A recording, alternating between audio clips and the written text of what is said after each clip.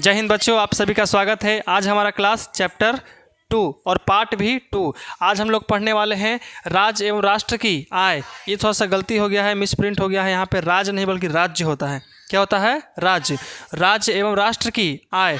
कल हम लोग इसका पार्ट 1 देख चुके हैं और आज हम लोग पढ़ने वाले पार्ट 2। तो चलो स्टार्ट करते हैं। सबसे पहले जो कल पढ़े हैं उसके बारे में 1 मिनट देख लेते हैं, ठीक ना। कल क्या क्या पढ़े थे लेकिन से बता सकते हो? कल क्या क्या पढ़े थे बताओ।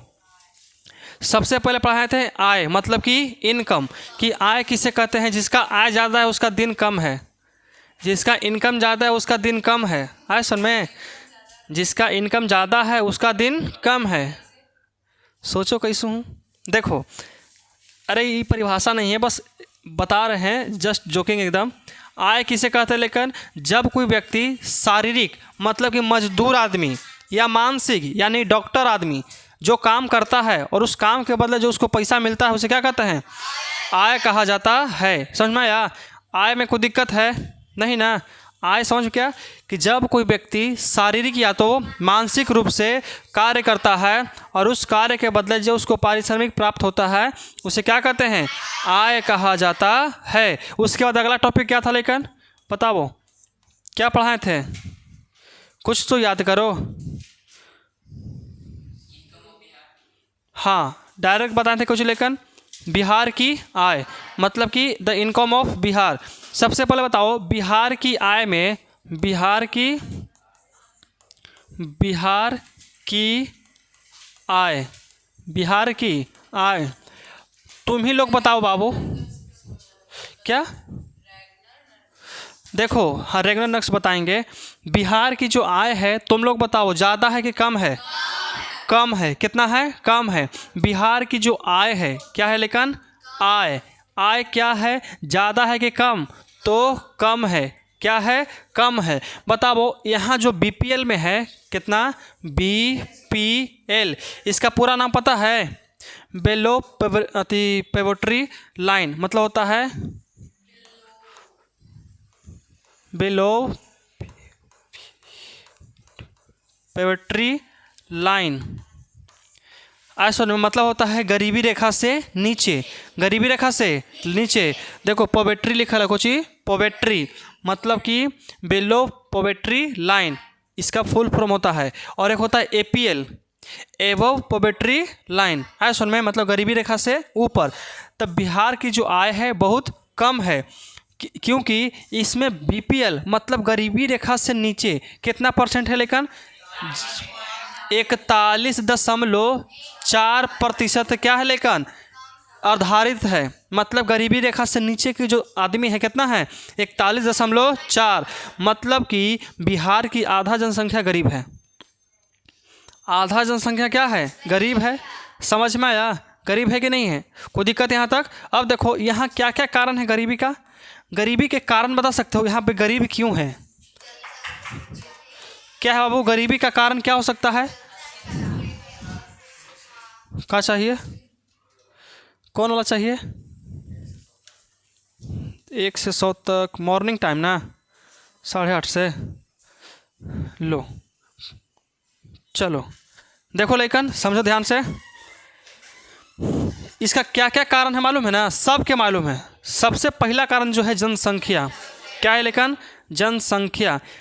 अदर स्टेट के का नाम है हम दो हमारे दो, बिहार के है हम दो हमारे होने दो। आज सुन में कोई दिक्कत? चलो अब यहाँ देखो कि जनसंख्या के साथ साथ क्या है? अशिक्षा। क्या है?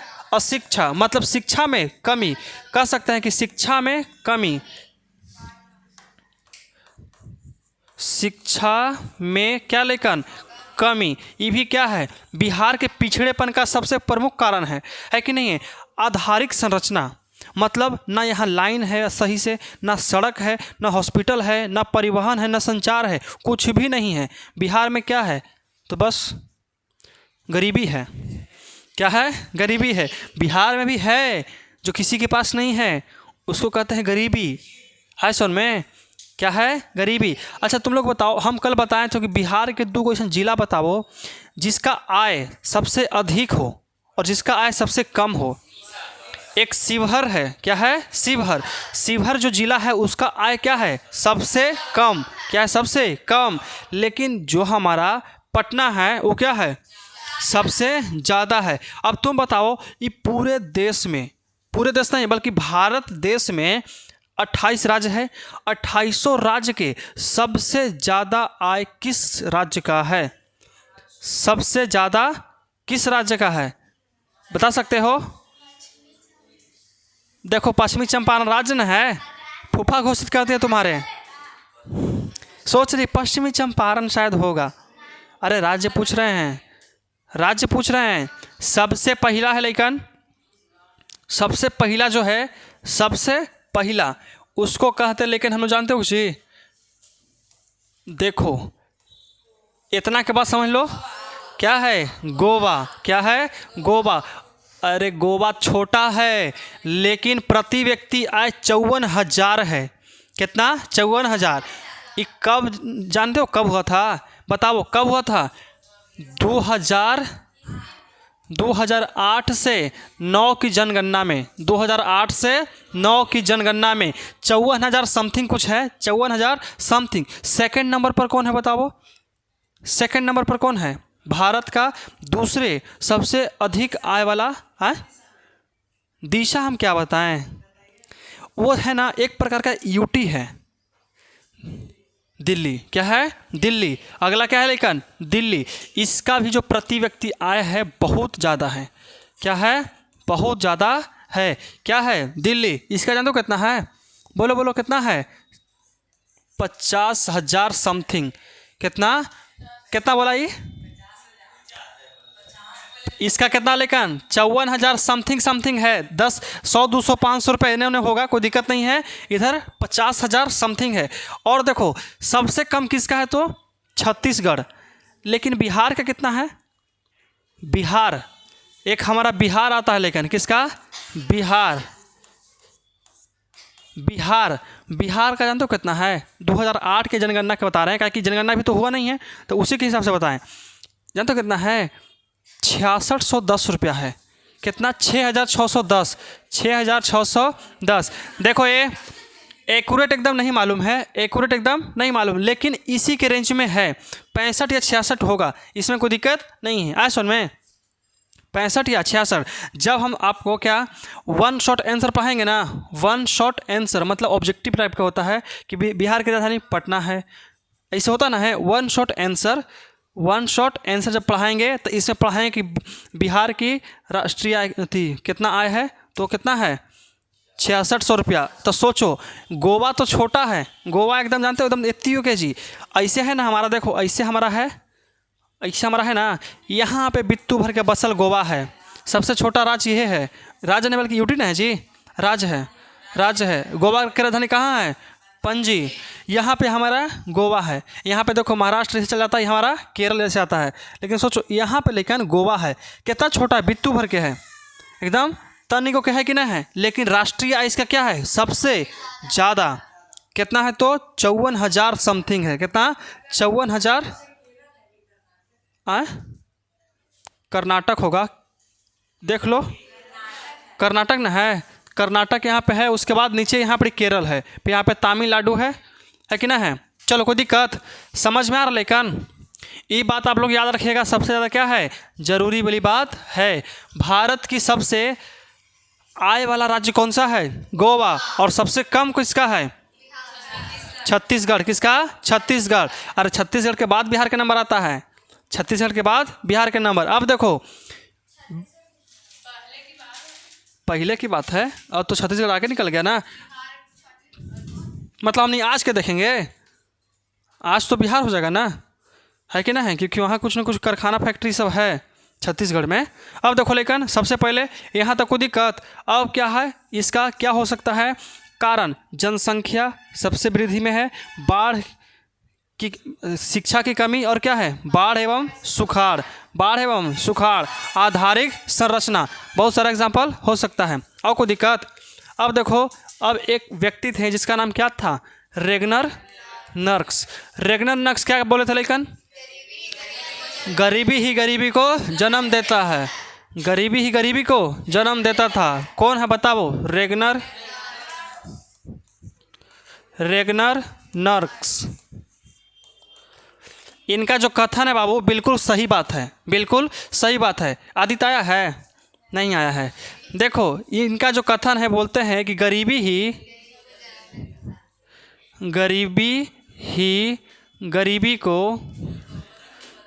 गरीबी को क्या करता है लेकिन? जन्म देता है। सोचो कैसे ही बोले थे। इनका कथन बिल्कुल सत्य था कि गरीबी ही गरीबी को जन्म देता है। जैसे कोई मजदूर मान के चलो, लेकिन क्या लेते हैं लेकिन हम लोग? मजदूर। एक मजदूर 400 रुपया कमाता है दिहाड़ी। कितना? 400 रुपया। 100 रुपये का क्या करता है? ये पी जाता है। देखो 90% मजदूर जो है ना दारू पीता है। 90% मजदूर क्या होता है? दारू पीता है। जैसे में 2-4% तो नहीं है जो बच जाएगा, नहीं पिएगा, है कि नहीं? लेकिन बाकी सब क्या है? 90% दारू पीता है। 400 कमाया, 100 के दारू पिया, 300 भुला दिया।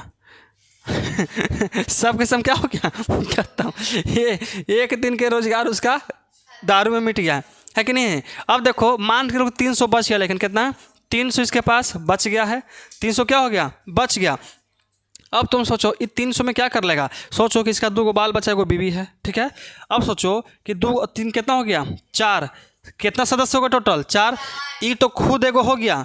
इसका 2 मतलब कि छोटे छोटे नन्हा मुन्हा प्यारा, है कि नहीं है? लड़कन है और उसकी 1 बीवी, मतलब कितना हो गया? 4। अब तुम सोचो कि 300 रुपया में 4 आदमी के भरण पोषण करना संभावित है? नहीं है। अब तुम सोचे कि भैया 50 रुपये 100 रुपये खनवा ना खाएगा। अरे खनवा के साथ साथ घर के खर्चा होता है, कपड़ा लता होता है, दवाई बीरो होता है, गाड़ी छड़ा लेना है, कपड़ा लता है, बिजली बिल है, पानी, सब कुछ के खर्चा है। पढ़ाई सबसे ज़्यादा क्या है? शिक्षा। सबसे ज़्यादा शिक्षा। क्या उसको इतना भी मिल सकता है? नहीं। अब मान लीजिए कि महीना में कितना कमाया लेकिन? 9000। कितना आया? 9000। 1 दहाई सैकड़ा हज़ार 10,000, ठीक है? 9000 है कि नहीं है? कितना है? 9000। महीना में 9000 कमा रहा 4 व्यक्ति के लिए, 4 व्यक्ति के लिए। अब सोचो कि इसका एक लड़कन की तबीयत खराब हुआ, ओकरा में इसको 7000 चल गया। कितना हज़ार चल गया? 7000। तो सोचो कि 2000 रुपया में ये खाएगा कि पिएगा कि बिजली बिल भरेगा कि एने ओने घूमे जाएगा कि खाना खाएगा कि लेकिन के पढ़ाएगा? तो क्या तो कर्जा लेगा तो अगला बार भरेगा पूरा सैलरी कर्जा में, फिर भूखे मरेगा। तो सोचो क्या कभी भी वो अमीर हो सकता है? नहीं। तो कभी भी मजदूर आदमी कितना भी शरीर से मेहनत कर ले, लेकिन मजदूरी रह जाएगा, लेकिन अमीर नहीं होता है। आए सुन में इसका जो अगला पीढ़ी है लड़कन के, अपन लड़कन का नहीं पढ़ाएगा तो क्या होगा? सोचो क्या होगा? जब उसको अच्छा शिक्षा नहीं मिलेगा तो क्या वो कभी डॉक्टर बन सकता है? इंजीनियर बन सकता है? ज़्यादा से ज़्यादा क्या करेगा? 12th तक पढ़ेगा और उसके बाद एक कंपनी में चल जाएगा लोहा पीटे, और फिर उसका क्या हो जाएगा? 400 रुपया 500 रुपया दिहाड़ी, 12-13 हज़ार मिलता है महीना के। और क्या मिलता है ओखनी की कमाई में? तो 12-13 हज़ार मिलता है, उसका भी फैमिली बढ़ेगा। फिर वही करते करते वही हो गया। मतलब कि गरीबी ही गरीबी को जन्म दे रहा है, एकदम दे रहा है। ये किसका कथन था बताओ? रेगनर नर्क्स। हमको उम्मीद है कल से अच्छा समझ में आया होगा। आज सुन में कैसे, क्योंकि कल एक बार पढ़ चुकी हो, दोबारा पढ़ाए हैं, और जब तुम लोग 2-3 बार खुद से रीडिंग करोगे ना तो ऐसे ही ज़्यादा समझ में आता है। तो कुछ चीज़ सुनेंगे। चलो बाबू आज का जो टॉपिक है ये लेकिन देखो, आज का जो टॉपिक है पढ़ेंगे हम लोग कि राष्ट्रीय आय किसे कहते हैं? National income. उसके बाद पढ़ने वाले हैं प्रति व्यक्ति आय। देखो बाबू राष्ट्रीय आय क्या है? राष्ट्रीय आय सबसे पहले इसको पढ़ लेते हैं, उसके बाद हम तुमको पीछे पढ़ाएंगे, ठीक ना? देखो कहता है उत्तर किसी भी देश में एक वर्ष में उत्पादित कुछ कहता है वस्तु एवं सेवा के अर्जित आय के की कुल मात्रा क्या कहता है? लेकिन राष्ट्रीय आय कहा जाता है। क्या कहा जाता है? राष्ट्रीय आय। अब देखो भारत में सर्वप्रथम राष्ट्रीय आय 1868 में दादा भाई नौरोजी के द्वारा दी गई थी। किसके द्वारा दी गई थी? दादा भाई नौरोजी। अब देखो, अब कहता है कि राष्ट्रीय आय, देखो भारत में राष्ट्रीय आय की गणना केंद्रीय सांख्यिकी संगठन के द्वारा होता है और इसका गठन जानते हो कब होता, लेकिन 1954 ईस्वी में, 1954 ईस्वी में हुआ था। 1900 के में हुआ था, 54 ईस्वी में हुआ था। अब देखो प्रति व्यक्ति आय आगे पढ़ाएंगे। सबसे पहले क्या पढ़े थे हम लोग, राष्ट्रीय आय पढ़ते हैं। देखो राष्ट्रीय आय एक टॉपिक क्या है, लेकिन राष्ट्रीय आय, राष्ट्रीय आय समझो क्या कहता है। देखो ये राष्ट्रीय आय का मतलब, तुम जाओगे, जाओ तुम भी पढ़ोगे, अच्छा डिसीजन है। ए मैसेज यहाँ तक हो, ठीक है, नहीं तो हम तुमको टेक्स्ट बना के भेज देंगे। टेक्स्ट मतलब क्या होता है, टप टुप खाना खा लें ना, चल ठीक हो। आज सर में देखो बाबू, राष्ट्रीय आय किसे कहते हैं। राष्ट्रीय आय का मतलब होता है ना कि राष्ट्र का मतलब क्या, पूरा एक देश है, मतलब देश हो गया। देखो जैसे भारत देश है, अमेरिका को कुछ ही है देश है, पाकिस्तान कुछ ही है, वो गरीब है, चलो देशे है, वो देश नहीं, वो हमने के एक टुकड़ा है कि नहीं है। पाकिस्तान क्या है, एक टुकड़ा है कि नहीं है। देखो अब समझो, राष्ट्रीय आय का मतलब होता है बाबू कि एक साल के अंतर्गत, ऐसा तो नहीं कि डेली गिनती होगा, डेली गिनती नहीं ना, एक साल में कितना, एक साल में याद रखना, लेकिन कितना साल में, एक साल, 1-2 महीना नहीं, एक साल। एक साल में अगर तुम सोचो कि तुम एक मान के चलो कि एक कोई परिवार है, ठीक ना, क्या है परिवार, इसमें 8 सदस्य रहते हैं, क्या रहते हैं, 8 सदस्य रहते हैं। इधर दें, ऊपर से मंगा दो ना, ले आप ऊपर से, ऐसे खड़ी रहते हैं तो ज़्यादा रिलीफ मिलता है, ठीक ना, ले आप प्रियांशु ऊपर से, चेयर लेके आओ ऊपर से, पैरों में अंदर कैसे घुस गया जी। देखो समझो ध्यान से, लेकिन कि एक परिवार में क्या आदमी रहता है, 8 आदमी, उसमें कमाने वाला एक आदमी जानते हो कितना है, 30,000 रुपये कमा रहा है, कितना, 1 दहाई सैकड़ा हज़ार 10,000, 1 दहाई सैकड़ा हज़ार 10,000, कितना हज़ार, 30,000 रुपया कमा रहा है। कितना कमाया, 30,000, एक महीना में कमा रहा है, तो इसके लिए मान के चलो कि 1 साल है, कितना है, 1 साल। तो 1 साल में जितना ये कमाया है, ये कौन चीज़ से कमाया, या तो देखो, या तो कोई जॉब करके कमाया होगा, या तो किसी का सेवा करके, जैसे हम आपको सेवा कर रहे हैं ना जी, तो हमको जो आय प्राप्त होगा, देखो 1 साल के अंतर्गत, 1 साल के अंतर्गत या तो कोई वस्तु को बेचकर, या तो सेवा से, सेवा मतलब क्या हो सकता है, जिसमें क्या क्या हो सकता है, एक डॉक्टरी, एक टीचिंग है कि नहीं है, एक बैंकिंग है, तो सब सेवा कर रहा है कि नहीं कर रहा है, एक सेवा कर रहा है। तो 1 साल के अंतर्गत सेवा तथा वस्तु के मौद्रिक मूल्य को क्या कहते हैं, राष्ट्रीय आय कहते हैं। मतलब 1 साल के अंतर्गत वस्तु बेच करके, कुछ बेच के, वस्तु बेच करके मान के चलो कि कितना कमाया, 1 दहाई सैकड़ा हज़ार 10,000 लाख 10 लाख।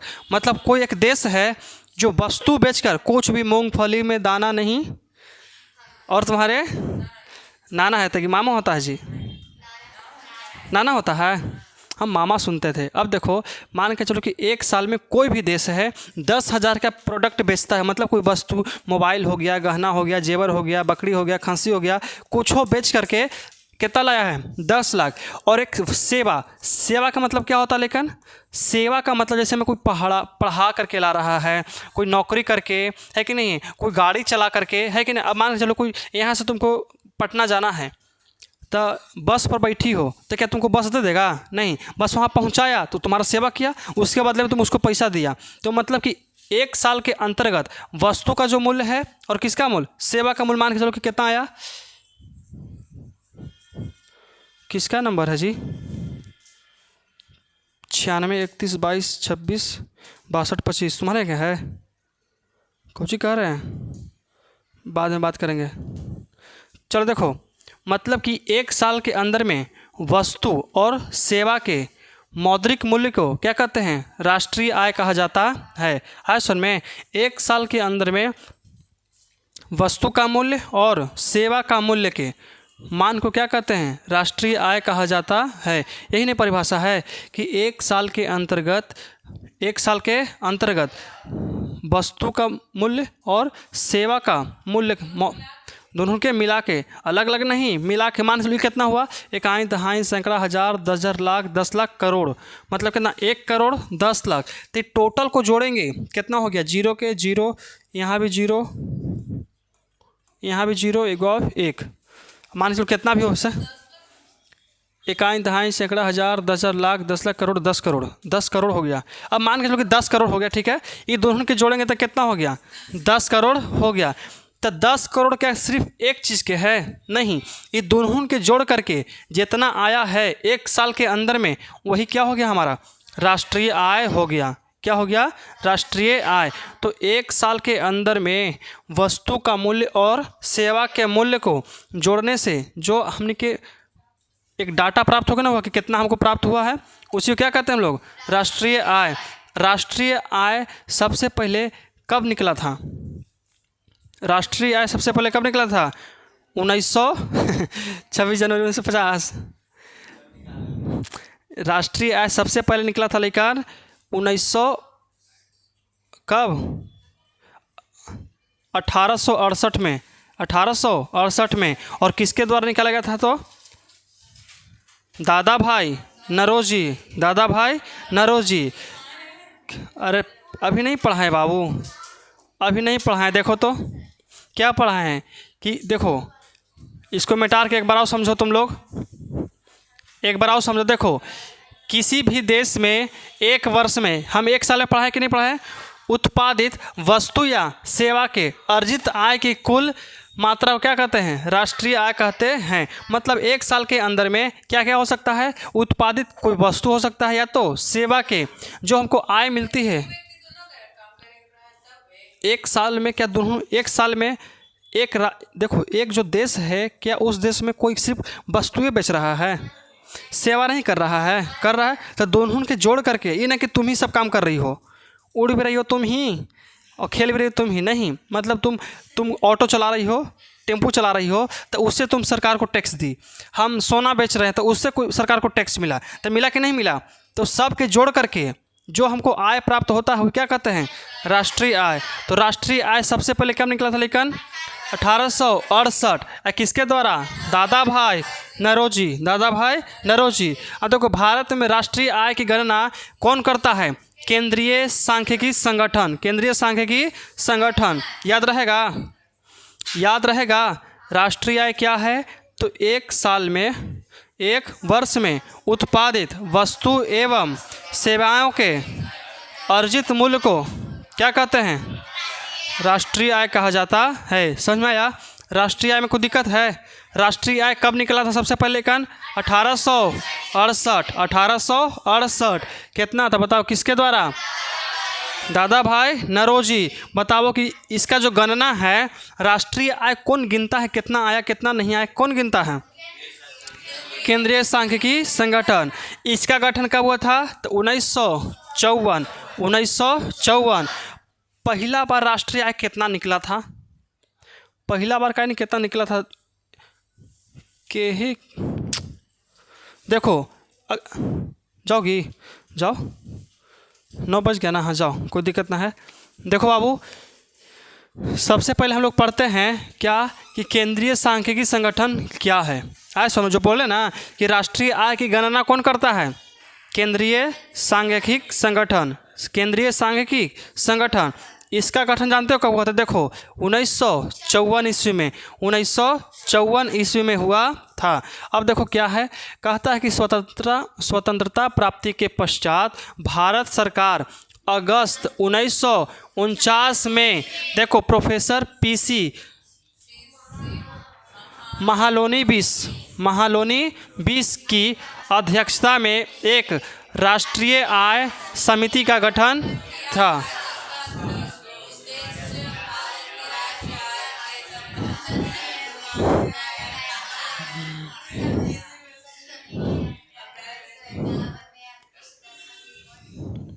हो गया? और पढ़ना है? और पढ़ना है?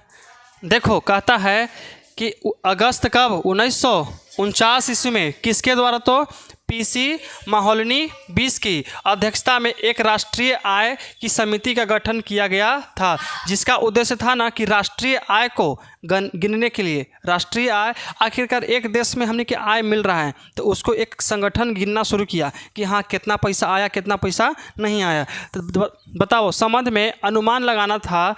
इस समिति ने अप्रैल 1951 में अपनी प्रथम रिपोर्ट प्रस्तुत की थी। तुमसे एग्जाम में ऑब्जेक्टिव आएगा कि बताओ कि राष्ट्रीय आय सबसे पहला कब निकला था, 1951 में। कितना निकला था, तो 86, देखो 8,650 करोड़, 8,650 करोड़, एक देश में 8,650 करोड़ रुपया बताई गई थी। अब देखो ये कब निकला था, लेकिन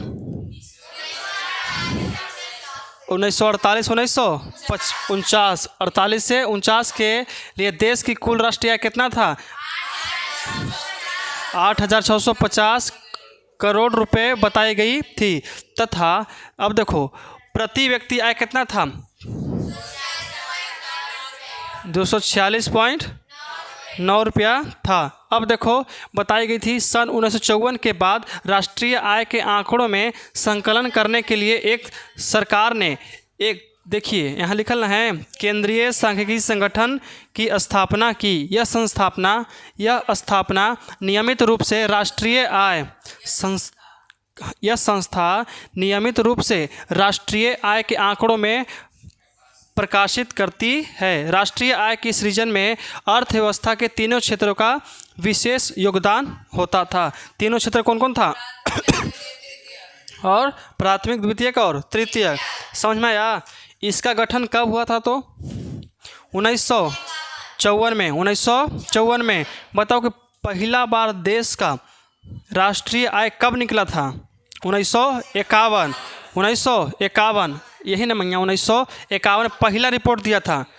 रिपोर्ट दिया था कब, पहला, तो किस देश का दिया था, देखो 1948 से 49 के लिए, कैसे 2022 से 23 चलता है ना, तो 22 से 23 एक साल हुआ, उसी तरह से 48 से 49 एक साल हुआ ना। तो बताओ 48 से 49 साल के लिए कितना, 8,650 करोड़ रुपया एक साल के बताया था कि भारत में इतना टोटल राष्ट्रीय आय हुआ है, टोटल राष्ट्रीय आय हुआ है। अब देखो तो कितना है जी, इकाई मतलब कितना, 8,650 करोड़ ना है, अभी कितना मालूम है, 4 ट्रिलियन। सोचो कितना ज़्यादा बढ़ गया है। बढ़ेगा नहीं बढ़ा जी, देखो तो ये आज़ादी हुआ था उसी समय की बात है, जब देश आज़ाद हुआ था तब 47 में आज़ाद हुआ, 48-49 की बात है। सोचो फिर भी इतना ज़्यादा था। 51 में क्या किया, रिपोर्ट दिया। आखिरकार गिनेगा तभी ना देगा, टाइम तो लगेगा ना। मतलब मान चलो कि इस साल के हम गिन रहे थे, अगला साल ना रिपोर्ट देगा कि हाँ 2022 के रिपोर्ट इतना निकला था। कोई दिक्कत है यहाँ तक, तो केंद्रीय सांख्यिकी संगठन में कोई दिक्कत है, समझ में आया। बस इससे 2-4 को पॉइंट याद रखना।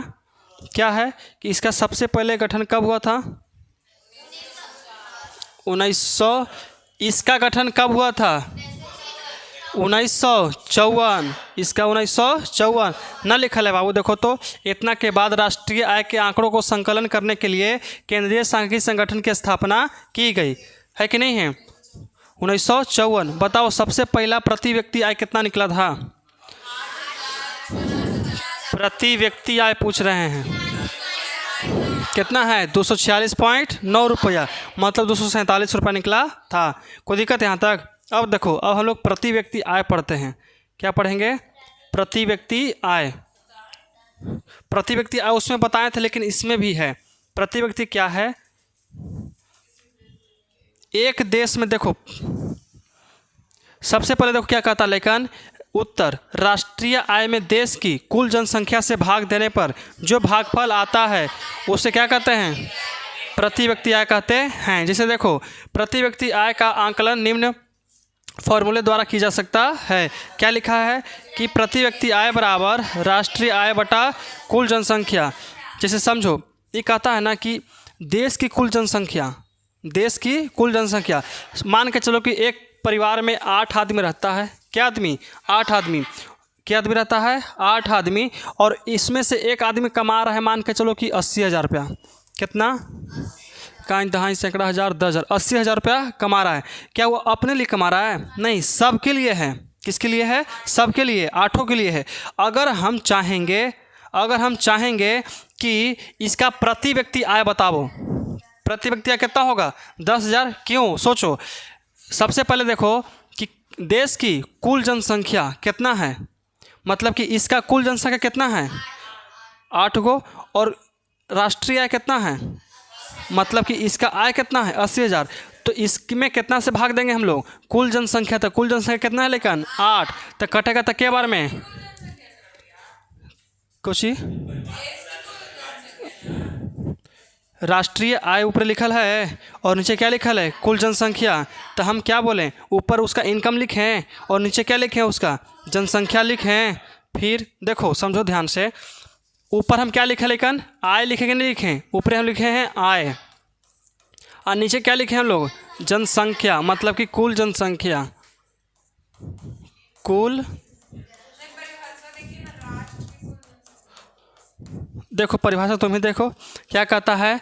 राष्ट्रीय आय, देखो कुल जनसंख्या से भाग देना है, में नहीं। से और में ना फर्क चलता है। यहाँ ना है इसमें, देखो आय में, देखो राष्ट्रीय आय में आय मतलब ऊपर रहेगा। और क्या कहता है? कुल जनसंख्या, देश की कुल जनसंख्या से भाग देने पर जो भागफल प्राप्त होता है उसे प्रति व्यक्ति आय कहते हैं।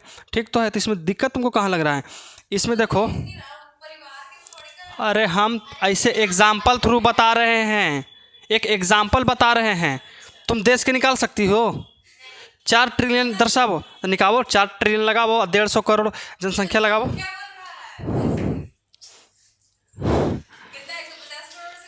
150 करोड़ से करेंगे भागा, वो तो बहुत बड़ा डाटा ना हो जाएगा?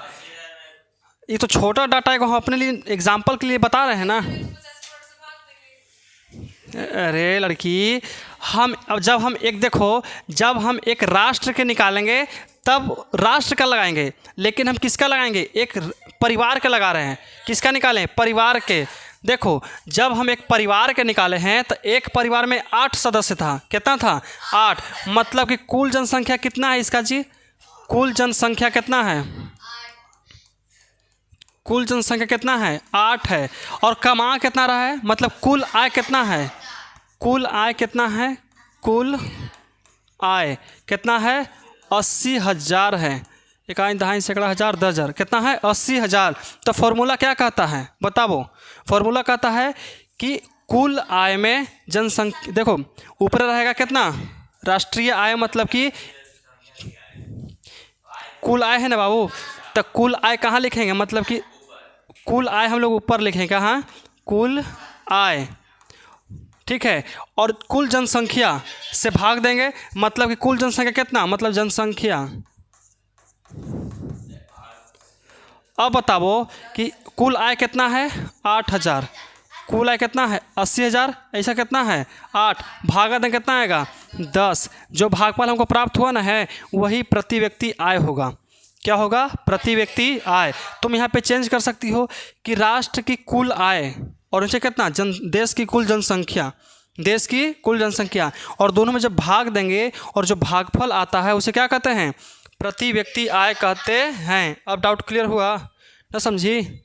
हम वो बता रहे थे देश के लिए, लेकिन ये हम छोटा पैमाने पर डाटा निकाल रहे हैं ताकि हमको गुना भागा आसान हो जाए। अब हम काटते रह जाएंगे। अब समझ में आया? कोई दिक्कत है? अब देखो अगला टॉपिक क्या हो सकता है। लेकिन देखो, ये सबसे इम्पोर्टेंट चीज़ है, इसको समझना तुम लोग।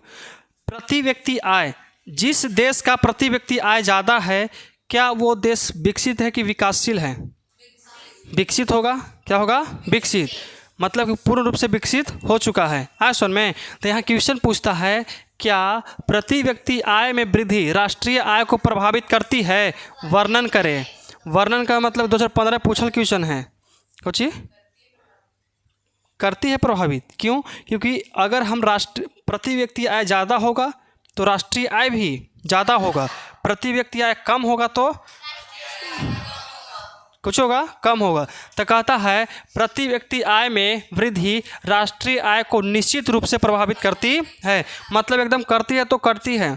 आय सुन में, प्रति व्यक्ति आय बढ़ेगा, अगर प्रति व्यक्ति आय बढ़ेगा तो राष्ट्रीय आय भी बढ़ेगा, प्रति व्यक्ति आय घटेगा तो राष्ट्रीय आय भी घटेगा। आय सुन में, अब देखो वस्तुतः राष्ट्रीय आय जो देश की कुल जनसंख्या से भाग देने पर भागफल आता है उसे प्रति व्यक्ति आय कहा जाता है। जबकि प्रति व्यक्ति आय में वृद्धि होती है, प्रति व्यक्ति आय में वृद्धि मतलब एक देश में एक आदमी कितना कमा रहा है। आय सुन में, अगर सब कोई 20-20 हज़ार कमाए लगे तो समझो कितना ज़्यादा पैसा आएगा, है कि ना है, बहुत ज़्यादा। जो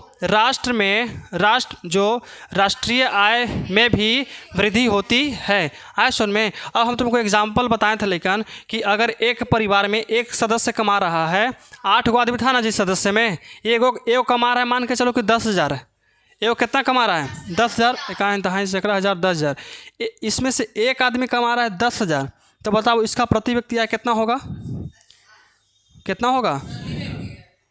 10,000 कमा ही रहा है बाबू, प्रति व्यक्ति आय कितना होगा? 10,000 होगा। सोचो सोचो सोचो, 8 गो व्यक्ति है, 8 गो व्यक्ति है और 10,000 रुपये इनकम है, तब बताओ कितना होगा?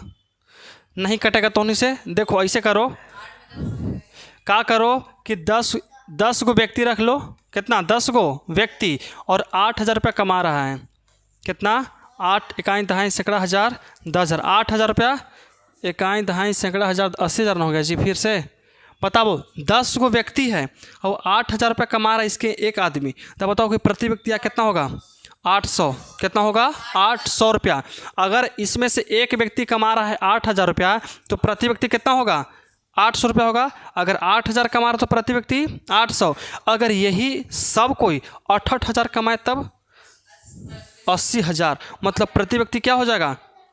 प्रति व्यक्ति क्या हो जाएगा? लेकिन वृद्धि हो कि नहीं हुआ?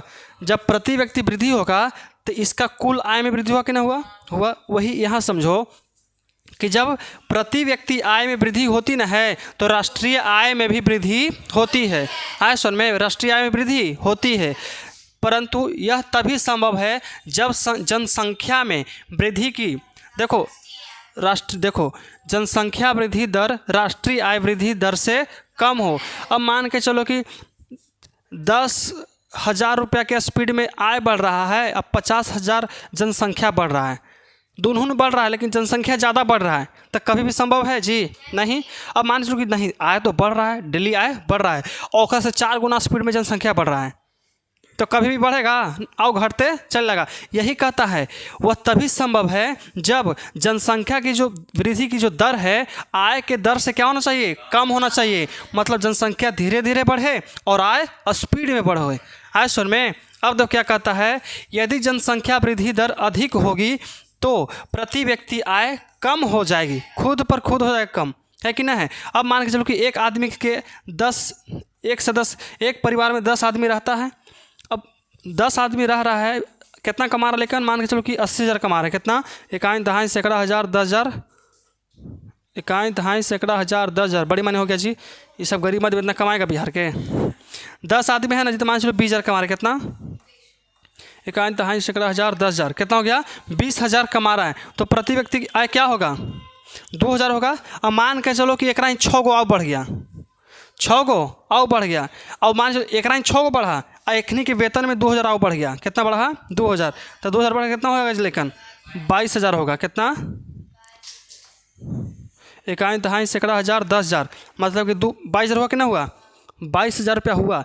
आदमी बढ़ा के 6 गो, इसमें भी बढ़ा है, इसमें भी बढ़ा है। अब बताओ प्रति व्यक्ति आय पहले से ज़्यादा कि पहले से कम हो गया?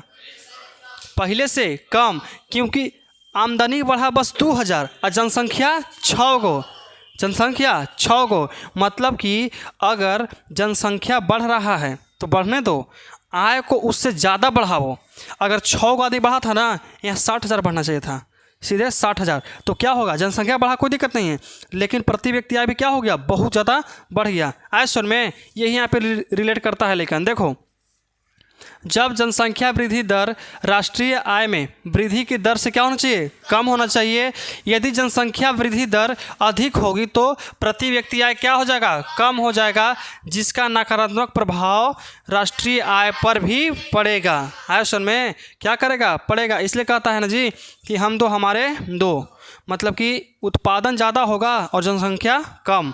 अब देखो कहता है ये ना जी, कहाँ थे, पड़ेगा, और देश में गरीबी और बेरोजगारी बढ़ जाएगी। एकदम निश्चित है कि क्या हो जाएगा, बढ़ जाएगा। अतः प्रति व्यक्ति आय में वृद्धि राष्ट्रीय आय को बढ़ने के साथ ही, देखो बढ़ाने के साथ ही जनसंख्या वृद्धि दर में कमी भी लानी होगी। मतलब अगर हमको प्रति व्यक्ति आय बढ़ाना है तो जनसंख्या की दर में कम करना पड़ेगा, नहीं तो अगर कम नहीं ना करोगे तो कभी भी नहीं होगा। आए सुन में कोई दिक्कत, बोलो।